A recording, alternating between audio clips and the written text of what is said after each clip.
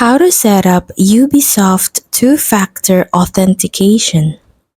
I'm going to show you how you can set up the two-step verification on your Ubisoft account.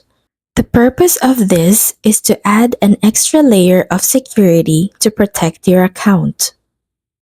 So, to get started, go to the official website of Ubisoft. On the upper right corner, click on the profile to log into your account.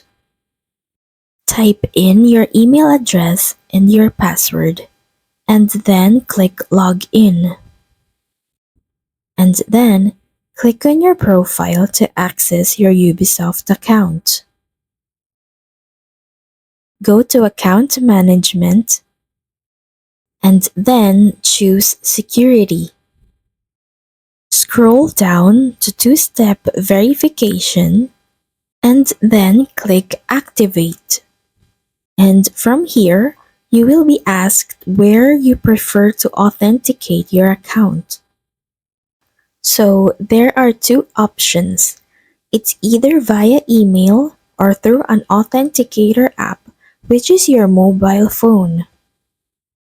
Each time you log in, you will be asked the security code that has been sent to you via email or through your phone.